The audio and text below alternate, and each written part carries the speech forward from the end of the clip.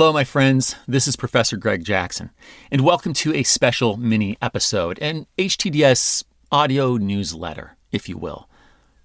Here's our headline. I'm going back on tour with my live show, The Unlikely Union. Last time around, we visited 20 states and the District of Columbia, 37 performances in all, and now we're doing it again, because I intend to eventually get to all 50. And we're planning a Caribbean cruise event.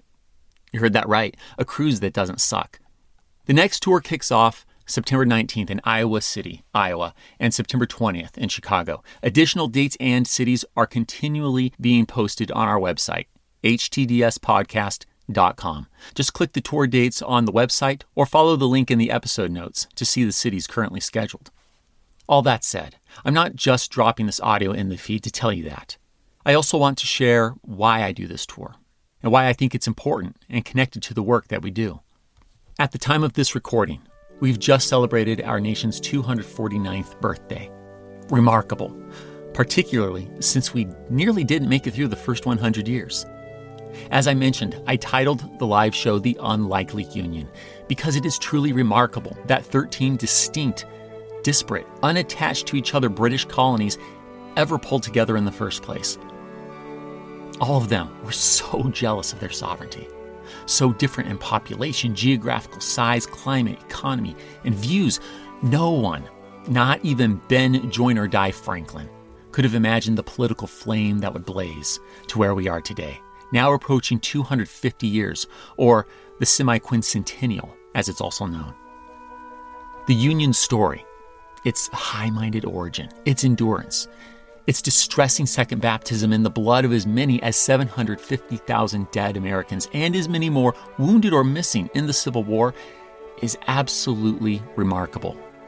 And it's a story I have been telling decade by decade on the podcast. In the live show, we go back to the origin through the first centennial, because that's the story we have to revisit again and again to understand just how far we've come.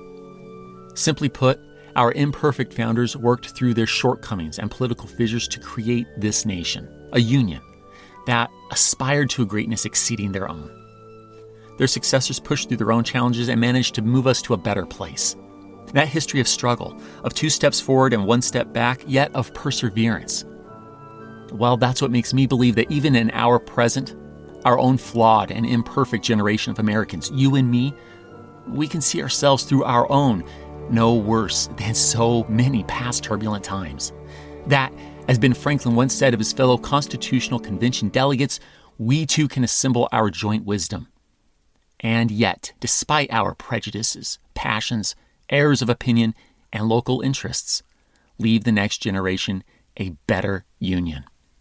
Still imperfect, without a doubt, but just a tad more perfect. That's the theme of the live show as we experience 100 years of inspiration together in a theater with live music and video.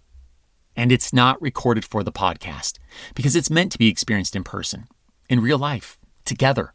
And that's important. Why? Well, even though I spend my days delving into the past, I do live in our present. I am aware. And yes, it's true that we live in a time of great political division. Yet, history shows that our time isn't so unique in that regard. We've gotten through worse, more divided and difficult times.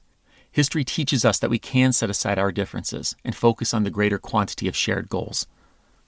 In short, now is the time to come together and meet your neighbors. I guarantee you, we have more in common than we give each other credit for. And I'm not just saying that. I've experienced it during my travels. Being on the road during the last year took us, as I said, to 20 different states, so-called red and blue states. But you know, what I see at every tour stop, whether big cities or small towns, are Americans sitting next to each other, sharing this remarkable story of the unlikely and yet still enduring union. And on a personal level, I love connecting with you, the listeners, in person. I had a blast at St. John's Church in Richmond, Virginia, where I got to meet Patrick Henry. Okay, well, a really great reenactor portraying him, but it was a fun conversation. I love doing the Q&As after the show. Now, we can't do this at every theater stop. It depends on the venue, but I love it when we have these opportunities.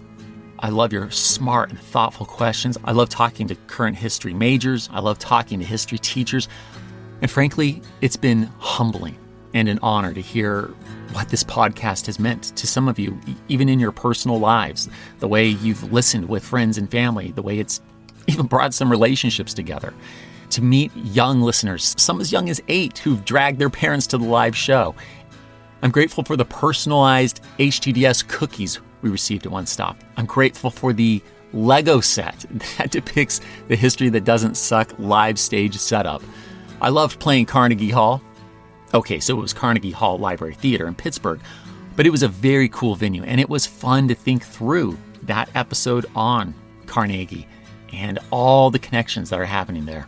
When we were in D.C., one of you came up to me after the show and asked if I'd like a tour of Arlington National Cemetery the next day. That was one of the absolute highlights of my year.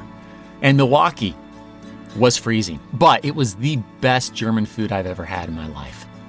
And of course, I now know that if you're in Western Pennsylvania passing through New Wilmington, you have to stop by Matt and Maggie Noble's restaurant, the Tavern on the Square. They're listeners, fans of the show, and wow, do they make a steak to die for. And then, of course, there are the historical sites, my own personal little pilgrimage of sorts to these locations that I've read about, that I've dreamt about.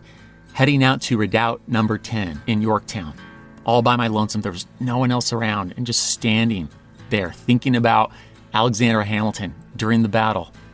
Yeah, it was kind of spiritual for me. And Catherine Kelchner, I want to say thank you to you and the Jamestown Yorktown Foundation and Museum for making that happen. And for the first time in my life, I made it to Constitutional Hall, the temple of the Great Republic. And finally, let me say thank you to Winger's Restaurants and the Sunderland Family Foundation, which bought a slew of tickets for veterans to be able to come to the show when we were in Utah. We were able to do a little meet and greet focused on those veterans before the show, being able to talk to these men and women who'd served in uniform, some overseas decades ago. It was a night I won't forget. All that to say, come see me on the road. I hope I make it to a place near you. It is a blast getting to meet you, and I simply love doing this. So thank you for listening. Thank you for your support. And once again, the upcoming live shows are listed on our website, htdspodcast.com. And if I don't see you on the road, then come back to the podcast next week.